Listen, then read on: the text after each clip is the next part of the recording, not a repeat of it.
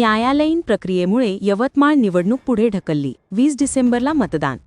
यवतमाळ नगर परिषदेच्या सार्वत्रिक निवडणुकीमध्ये यवतमाळचे प्रकरण न्यायालयीन प्रक्रियेत गेल्यामुळे शेवटी राज्य निवडणूक आयोगाने नगर परिषदेच्या नगराध्यक्ष आणि नगरसेवक पदासाठी होणारी 2 डिसेंबरची निवडणूक स्थगित केली असून यानंतर ही निवडणूक 20 डिसेंबर 2025 रोजी घेण्याबाबत राज्य निवडणूक आयोगाचे सचिव सुरेश काकाणी यांनी तसा कार्यक्रम जिल्हाधिकारी विकास मीना यांच्याकडे पाठविला आहे. या दरम्यान रविवार दिनांक 30 नोव्हेंबर 2025 रोजी सायंकाळी 4 वाजेपासून जिल्हाधिकारी कार्यालयाच्या परिसरात नगरसेवक उमेदवार, विविध राजकीय पक्षांचे कार्यकर्ते, नगराध्यक्ष पदाचे उमेदवार माहिती घेण्याकरिता मोठ्या संख्येने उपस्थित होते. जिल्हाधिकारी विकास मीना यांच्याकडून निवडणुकीच्या संदर्भात माहिती मिळाल्यानंतर निवडणुकीच्या विषयावर ज्येष्ठ विधितज्ञ ॲडव्होकेट जयसिंग चौहान यांनी प्रसारमाध्यमांशी संवाद साधला. पंढरीपाडे नगर परिषद इलेक्शनच्या अनुषंगाने उमेदवारांमध्ये सत्ताधारी पक्ष असेल, विरोधी पक्ष असेल, याच्यामध्ये प्रचंड संभ्रम होता. आत्ताच ॲडव्होकेट जयसिंग चौहान सर व काही महत्त्वाच्या कार्यकर्त्यांची डिस्ट्रिक्ट कलेक्टर यवतमाळ रिस्पेक्टेड विकास मीना यांच्या सोबत एक महत्त्वाची चर्चा झाली. चर्चेमध्ये नेमकं काय घडलं, इलेक्शनच्या संदर्भाने काय काय सूचना डिस्ट्रिक्ट कलेक्टर यवतमाळ यांनी दिलेल्या आहेत, या संदर्भात संपूर्ण माहिती सांगण्यासाठी माझ्यासोबत एक विधिज्ञ, social activist respected Chavan sir. Sir, काय सांगाल यवतमाळकरांना? दुपारी 2 वाजतापासून यवतमाळ शहरातील नगरपालिकेसाठी इच्छुक असलेले उमेदवार, त्यांचे पाठीराखे आणि त्यांचे संबंधित या सर्व लोकांनी यवतमाळ जिल्हाधिकारी कार्यालयामध्ये एक गोळा झाले होते. त्याचं कारण असं होतं की सकाळी एक पत्र इश्यू झालेलं होतं व्हॉट्सअपवरती निवडणूक आयोगाचं, आणि त्या पत्राच्या अनुषंगाने यवतमाळ नगरपालिकेचं इलेक्शन हे स्थगित करण्यात आलेलं आहे असं तो पत्र होता. आणि 4 डिसेंबर 2025ला नव्याने जिल्हाधिकारी साहेब कार्यक्रम घोषित करणार आणि 20 डिसेंबरला इलेक्शन होणार असं ते पत्र होतं. त्या अनुषंगामध्ये मोठ्या प्रमाणामध्ये संभ्रम निर्माण झाला असता आम्ही जिल्हाधिकाऱ्यांना दुपारी 2 वाजतापासून भेटण्याचा प्रयत्न केला.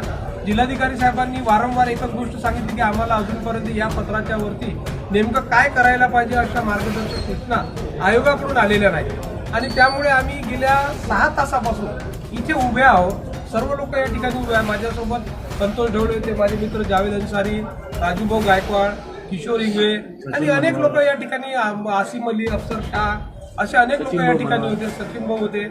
या सर्व लोकांनी जिल्हाधिकारी साहेबांना वारंवार गेले 4 ते 5दा भेट घेतली. आता कुठे शेवटी जिल्हाधिकारी साहेबांनी ही गोष्ट मान्य केली की यवतमाळचं इलेक्शन हे स्थगित झालेलं आहे आणि 4/12ला नवीन कार्यक्रम घोषित करण्यात येणार आहे.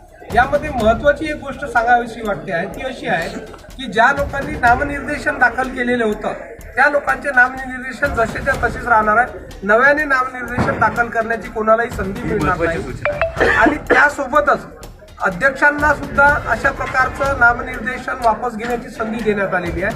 कारण अध्यक्ष आणि वार्डातील काही सदस्यांवरती न्यायालयामध्ये आक्षेप दाखल करण्यात आले होते, याचिका दाखल केलेल्या होत्या आणि न्यायालयाने न्याय देण्यासाठी, निर्णय देण्यासाठी वेळ घेतल्यामुळे त्यांचा फॉर्म परत घेण्यासाठी जे अवधी 3 दिवसाचा मिळायला पाहिजे होता तो न मिळाल्यामुळे तो 3 दिवसाचा अवधी नॉमिनेशन फॉर्म वापस घेण्यासाठी देण्यात आलेला आहे.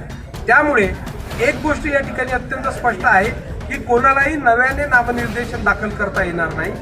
फक्त अपिलामध्ये गेलेले वार्ड आणि अध्यक्षाचं इलेक्शन या ठिकाणी नॉमिनेशन फॉर्म परत घेण्यासाठी 3 दिवसाचा कालावधी देण्यात आलेला आहे आणि त्या अनुषंगाने नव्याने कार्यक्रम घोषित होणार आहे. परंतु या ठिकाणी एक गोष्ट अत्यंत स्पष्ट करावीशी वाटते की दिवसभरापासून उमेदवारांचा अक्षरशः छळ प्रशासनाने केला.